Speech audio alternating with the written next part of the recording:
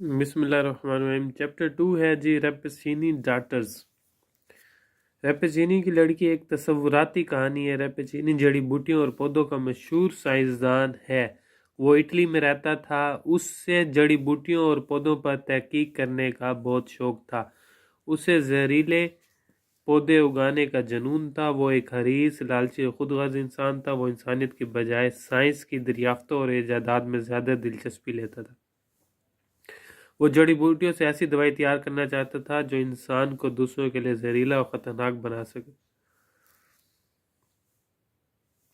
لیکن خود ہر قسم کے زہر سے محفوظ ہو جائے۔ اس نے ایک فارمولہ دریافت کیا جس کی مدد سے اس نے اپنی بیٹی کے جسم میں چند زہریں داخل کی۔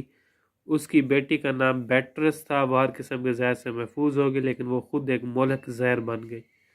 ڈاکٹر ریپیچینی کا پودوں اور پھولوں کا ایک باغ تھا۔ اس میں پانی کا ایک تالاب تھا۔ اس تالاب میں مختلف قسم کے پتے اور شاندار پھول اگے ہوئے تھے۔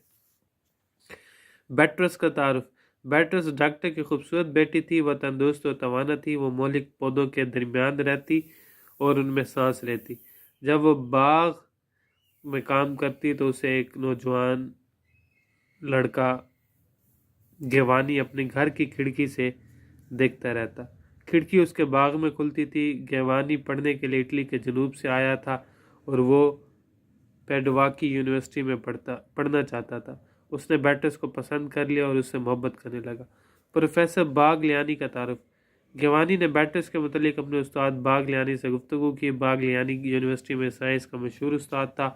باگلیانی ڈاکٹر ریپیچینی اور اس کی بیٹی کے متعلق اچھی رائے نہیں رکھتا تھا۔ اس نے گیوانی کو بتایا کہ ڈاکٹر ریپیچینی ایک ایسی مہلک زہر بنا رہا ہے جو بنی نوع انسان کے لیے تباہ کن ہے۔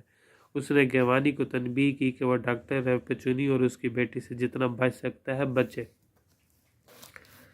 گیوانی کا بیٹرس کے عشق میں گرفتار ہونا۔ نوجوان عاشق کھڑکی سے اپنی محبوبہ کو کام کرتے دیکھتا رہتا ہے۔ ایک شام اس نے ایک عجیب نظارہ دیکھا۔ بیٹرس اپنے باغ میں کام کر رہی تھی۔ اس نے ایک پودے سے پھول توڑا اور اسے اپنی چھاتی کے قریب لے آئی۔ اسی لمحے ایک سنتری رنگ کا جانور اس پودے کے قریب آیا۔ اس پھول کے رس کے ایک یا دو قطرے اس جانور کے سر پر گرے اور یہ جانور فوراً مر گیا۔ اگلے لمحے باغ کی دیوار پر ایک خوبصورت کیڑا نظر آیا۔ بیٹرس نے اس کیڑے کو ایسی بچگانہ مسرت سے دیکھا کہ وہ بے ہوش ہو گیا اور اس کے قدموں میں آ گرا۔ گیوانی نے اپنے ہاتھ میں پکڑے ہوئے پھولوں کو بیٹرس کی طرف پھینکا۔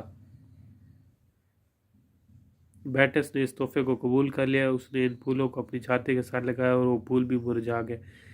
گیوانی اس کی اس مافوق الفطرت طاقت پر خوفزدہ ہو گیا۔ اس نے اپنی مالک مکان کی مدد سے بیٹرس کو ملنے کا پروگرام بنایا۔ وہ اسے باغ میں ملا اور اسے معلوم ہوا کہ باغ میں اگے ہوئے پھول فطری نہیں ہیں۔ ان کے درمیان بہت ساری ملاقاتیں ہوئی اور وہ ایک دوسرے کے قریب آ گئے۔ ان کی محبت پاک تھی اور یہ جسمانی محبت نہیں تھی۔ اس کی بیٹرس سے باقاعدہ ملاقاتوں کا نتیجہ یہ نکلا کہ وہ خود بھی ایک زہریلا انسان بن گیا۔ بیٹرس کی موت۔ اس نے کپڑے پر سانس لیا اور وہ بھی مر گیا اور وہ بیٹرس کے پاس گیا۔ اس نے بیٹرس پر زہریلا ہونے کا الزام لگایا۔ بیٹرس نے اعتراف کیا کہ وہ بلا شبہ زہریلی ہے، لیکن اس میں اس کا کوئی قصور نہیں۔ اس کی والد کی سائنس کے ساتھ جنون کی حد تک محبت نے اسے معاشرے سے علیحدہ کر دیا۔ اس کا جسم زہریلا ہے، لیکن اس کی روح خدا کی تخلیق ہے اور وہ پاک ہے، اور اس کی روح کو روزمرہ کی خوراک کے طور پر محبت کی ضرورت ہے۔ گیوانی نے اسے ایک دوائی پلائی جو اس کے تمام زہروں کو ختم کر سکتی تھی۔ اس نے دوائی پی اور وہ فوراً مر گئی۔ اس کی موت بہت المناک تھی۔ وہ اپنے باپ کی سائنس سے محبوبہ نہ محبت کا شکار ہو گئی۔